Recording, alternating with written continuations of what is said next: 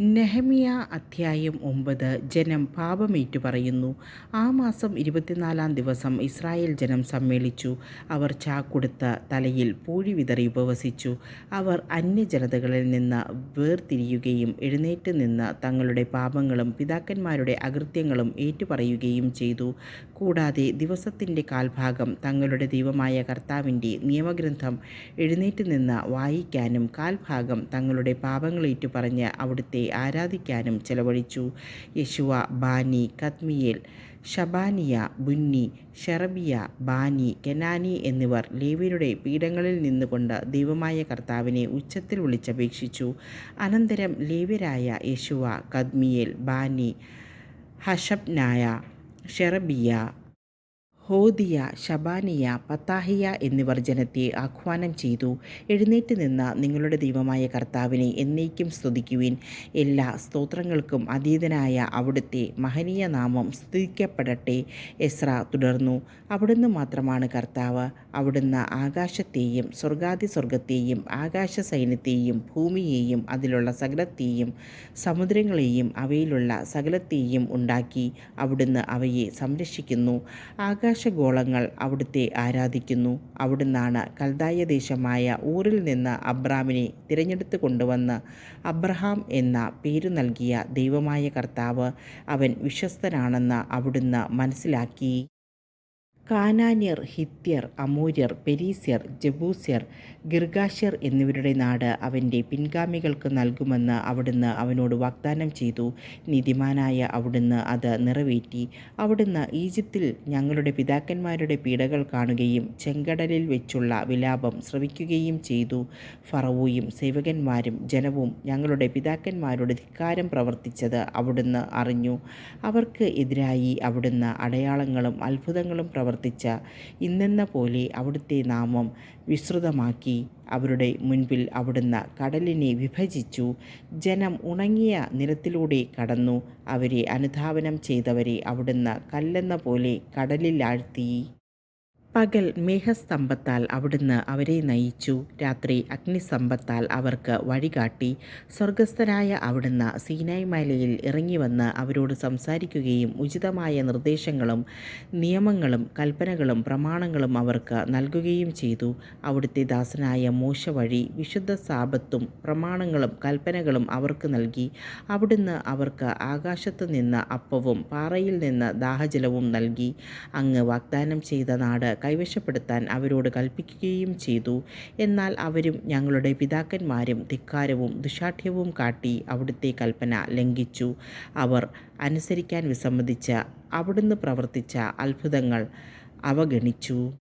ദുശാഠ്യക്കാരായ അവർ ഈജിപ്തിലെ അടിമത്തത്തിലേക്ക് മടങ്ങാൻ ഒരു നേതാവിനെ തിരഞ്ഞെടുക്കുകയും ചെയ്തു. ക്ഷമിക്കാൻ സന്നദ്ധനും ദയാലുവും കൃപാനിധിയും ക്ഷമാശീലനും അളവറ്റ സ്നേഹത്തിന് ഉടയവനുമായ ദൈവമാകയാൽ അവിടുന്ന് അവരെ കൈവിടിഞ്ഞില്ല. അവർ ലോഹം കൊണ്ട് കാളക്കുട്ടിയെ ഉണ്ടാക്കി. ഇതാ നിങ്ങളെ ഈജിപ്തിൽ നിന്ന് മോചിപ്പിച്ച ദൈവം എന്ന് പറഞ്ഞ് ഘോരമായി ദൈവത്തെ ദുഷിച്ചു. എന്നിട്ടും കാരുണ്യവാനായ അവിടുന്ന് അവരെ മരുഭൂമിയിൽ ഉപേക്ഷിച്ചില്ല. പകൽ അവരെ നയിച്ച മേഘസ്തംഭവും രാത്രി അവർക്ക് വഴികാട്ടിയ അഗ്നിസ്തംഭവും അവരെ വിട്ടുപോയില്ല. അവിടുന്ന് തൻ്റെ ചൈതന്യം പകർന്ന് അവരിൽ വിവേകം ഉദിപ്പിച്ചു. മന്നായും ദാഹജലവും തുടർന്ന് നൽകി. 40 വർഷം അവിടുന്ന് അവരെ മരുഭൂമിയിൽ സംരക്ഷിച്ചു. അവർക്ക് ഒന്നിനും കുറവില്ലായിരുന്നു. അവരുടെ വസ്ത്രം ജീർണിച്ചില്ല, പാദം വിങ്ങിയില്ല. രാജ്യങ്ങളെയും ജനതകളെയും അവിടുന്ന് അവർക്ക് ഏൽപ്പിച്ചു കൊടുത്തു. ദേശമെല്ലാം അവർക്ക് അധീനമാക്കി. അവർ ഹെശ്ബോൻ രാജാവായ സീഹോൻ്റെയും ബാശാൻ രാജാവായ ഓഗിൻ്റെയും രാജ്യങ്ങൾ കൈവശപ്പെടുത്തി. ആകാശത്തിലെ നക്ഷത്രങ്ങൾ പോലെ അവരുടെ സന്തതികളെ അവിടുന്ന് വർദ്ധിപ്പിച്ചു. അവരുടെ പിതാക്കന്മാരോട് കൈവശമാക്കാൻ കൽപ്പിച്ചിരുന്ന ദേശത്തേക്ക് അവിടുന്ന് അവരെ നയിച്ചു. അത് അവർ കൈവശമാക്കി. തദ്ദേശവാസികളായ കാനാന്യരെ അവിടുന്ന് പരാജയപ്പെടുത്തി. അവരോടും അവരുടെ രാജാക്കന്മാരോടും ഇഷ്ടം പോലെ പെരുമാറാൻ അവിടുന്ന് തൻ്റെ ജനത്തെ അനുവദിച്ചു. സുരക്ഷിത നഗരങ്ങളും ഫലഭൂയിഷ്ടമായ പ്രദേശങ്ങളും അവർ പിടിച്ചടക്കി. വിശിഷ്ട വിഭവങ്ങൾ നിറഞ്ഞ വീടുകൾ, കിണറുകൾ, മുന്തിരിത്തോപ്പുകൾ, ഒലിവുതോട്ടങ്ങൾ, ഫലവൃക്ഷങ്ങൾ എന്നിവ ധാരാളമായി അവർ അധീനമാക്കി. അവർ തിന്നുകൊഴുത്തു. അവിടുന്ന് നൽകിയ വിശിഷ്ട വിഭവങ്ങൾ അവർ ആസ്വദിച്ചു. എങ്കിലും ധിക്കാരികളായ അവർ അവിടുത്തെ എതിർക്കുകയും നിയമത്തെ അവഗണിക്കുകയും ചെയ്തു. അങ്ങയുടെ അടുക്കലേക്ക് മടങ്ങിവരാൻ ഉദ്ദേശിച്ച അങ്ങയുടെ പ്രവാചകന്മാരെ വധിക്കുകയും അങ്ങയെ ആവർത്തിച്ച് നിന്ദിക്കുകയും ചെയ്തു. അവിടുന്ന് അവരെ ശത്രുകരങ്ങളിൽ ഏൽപ്പിച്ചു. ശത്രുക്കളുടെ പീഡനമേറ്റ് അവർ അവിടുത്തെ വിളിച്ചപേക്ഷിച്ചു. സ്വർഗത്തിൽ നിന്ന് അവിടുന്ന് അവരുടെ പ്രാർത്ഥന കേട്ടു. കാരുണ്യാതിരേകത്താൽ അവിടുന്ന് രക്ഷകന്മാരെ അയച്ച് അവരെ ശത്രുകരങ്ങളിൽ നിന്ന് രക്ഷിച്ചു. എന്നാൽ സ്വസ്ഥത ലഭിച്ചപ്പോൾ അവർ വീണ്ടും തിന്മ ചെയ്തു. അവിടുന്ന് അവരെ ശത്രുക്കൾക്ക് ഏൽപ്പിച്ചു കൊടുത്തു. ശത്രുക്കൾ അവരുടെ മേൽ ആധിപത്യം പുലർത്തി. അവർ അവിടുത്തെ വിളിച്ചപേക്ഷിച്ചപ്പോൾ അവിടുന്ന് സ്വർഗത്തിൽ നിന്ന് അവരുടെ പ്രാർത്ഥന കേട്ടു. അങ്ങനെ കാരുണ്യാതിരേകത്താൽ അവിടുന്ന് പലതവണ അവരെ രക്ഷിച്ചു. നിയമം അനുസരിക്കാൻ അവിടുന്ന് അവരെ അനുശാസിച്ചു. എങ്കിലും അവർ ധിക്കാരപൂർവ്വം അവിടുത്തെ കൽപ്പനകൾ ലംഘിച്ച് പാപം ചെയ്തു. ജീവദായകമായ അവിടുത്തെ അനുശാസനങ്ങൾ പാലിച്ചില്ല.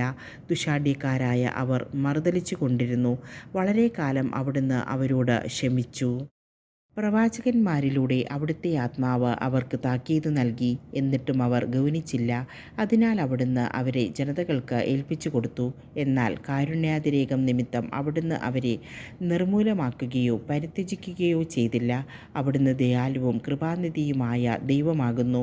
മഹോന്നതനും ശക്തനും ഭീതികരനുമായ ദൈവമേ, ഉടമ്പടി പാലിക്കുന്ന സ്നേഹനിധേ, അസറിയ രാജാക്കന്മാരുടെ കാലം മുതൽ ഇന്നുവരെ ഞങ്ങൾക്കും ഞങ്ങളുടെ രാജാക്കന്മാർക്കും പുരോഹിതന്മാർക്കും പ്രവാചകന്മാർക്കും പിതാക്കന്മാർക്കും അവിടുത്തെ ജനത്തിനും നേരിട്ടിരിക്കുന്ന ദുരിതങ്ങൾ നിസ്സാരമായി തള്ളരുതേ. നീതിയുക്തമായാണ് അവിടുന്ന് ഞങ്ങളെ ശിക്ഷിച്ചത്. അവിടുന്ന് വിശ്വസ്തതയോടെ വർത്തിച്ചു, ഞങ്ങളോ ദുഷ്ടത പ്രവർത്തിച്ചു. ഞങ്ങളുടെ രാജാക്കന്മാരും പ്രഭുക്കന്മാരും പുരോഹിതന്മാരും പിതാക്കന്മാരും അവിടുത്തെ നിയമങ്ങളും കൽപ്പനകളും താക്കീതുകളും അവഗണിച്ചു. സ്വന്തം രാജ്യത്ത് വിശാലവും സമ്പന്നവുമായ ദേശത്ത് അങ്ങ് നൽകിയ സമൃദ്ധി ആസ്വദിച്ചു കഴിയുമ്പോഴും അവർ അവിടുത്തെ സേവിച്ചില്ല. ദുഷ്പ്രവൃത്തികൾ ഉപേക്ഷിച്ചതുമില്ല.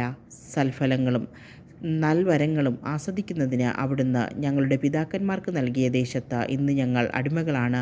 ഞങ്ങളുടെ പാപങ്ങൾ നിമിത്തം ഞങ്ങളെ കീഴ്പ്പെടുത്താൻ അങ്ങ് നിയോഗിച്ച രാജാക്കന്മാർ ദേശത്തിൻ്റെ സമൃദ്ധി അനുഭവിക്കുന്നു.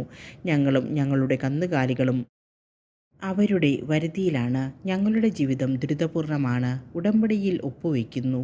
തന്മൂലം ഞങ്ങളൊരു ഉടമ്പടി എഴുതിയുണ്ടാക്കുകയും നേതാക്കന്മാരും ലേവ്യരും പുരോഹിതന്മാരും അതിൽ ഒപ്പുവയ്ക്കുകയും ചെയ്യുന്നു.